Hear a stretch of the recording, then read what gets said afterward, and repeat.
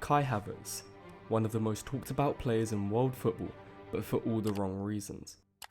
Labelled as one of the most useless footballers in the Premier League, Kai Havertz has a lot to prove. It's evident that the most expensive German footballer of all time's performances haven't lived up to what was expected from him, going from one of the most promising footballers of this generation to a man considered by many as a complete waste of money. At still just 24, there's still hope for him to become a world-class player, but the question is, how can this be made possible?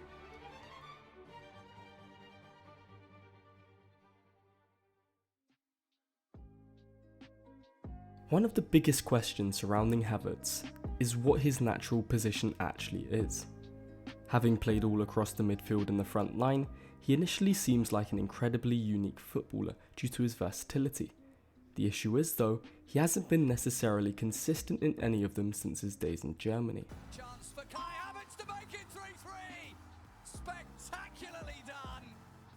During his time at Leverkusen, Havertz was renowned for his ability to play behind the striker and make game-changing opportunities and chances. During his time in Germany, he racked up 46 goals and 31 assists at just 21. But since he arrived in England, it's uncertain where he performs best.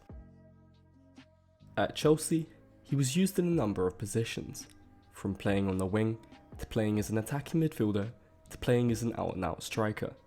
But it was never certain where he could contribute his best performances.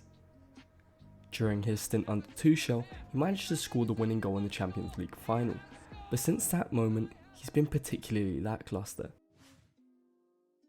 Signing for Arsenal during the summer transfer window, Arteta prefers to deploy him as a left 8, which is where you can find his most significant weaknesses.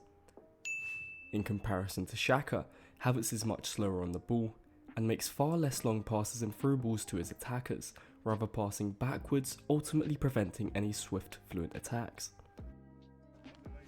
It's quite clear for me that Havertz's strongest position is actually as a false 9, a position where he can better utilise his 6'4" frame and better link up with the players around him.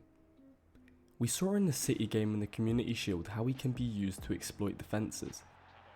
His ability to hold off stones, to receive the ball and quickly distribute the ball to Martinelli highlights how he can provide an alternative solution to Nketiah and Jesus, also ultimately allowing someone better suited at creating chances such as Fabio Vieira or Emil Smith-Rowe to take his role in the midfield. Obviously though, when Jesus is on form, he's practically undroppable for Arteta.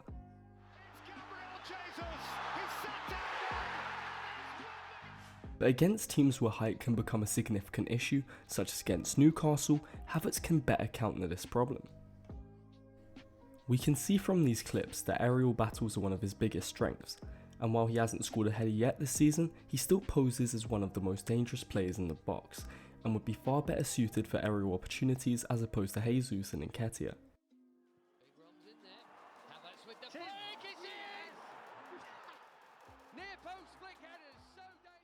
While many of you may question his finishing abilities, it's important to note that clinicality isn't something that Arsenal's current strikers are known for.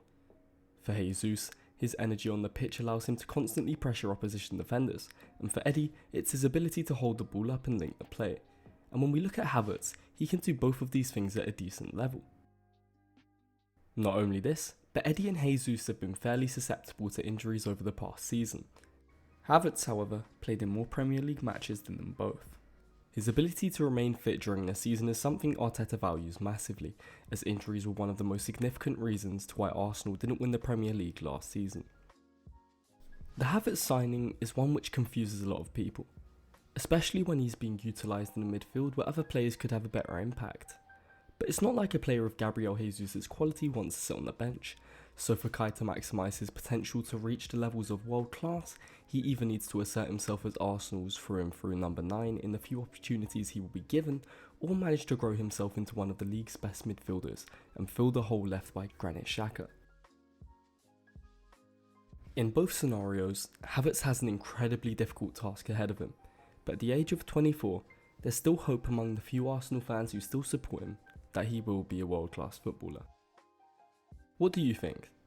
Will Kai Havertz become world-class, or will he fail to live up to his potential? Leave your predictions in the comments below, and don't forget to like and subscribe, and stay tuned for more exciting football content.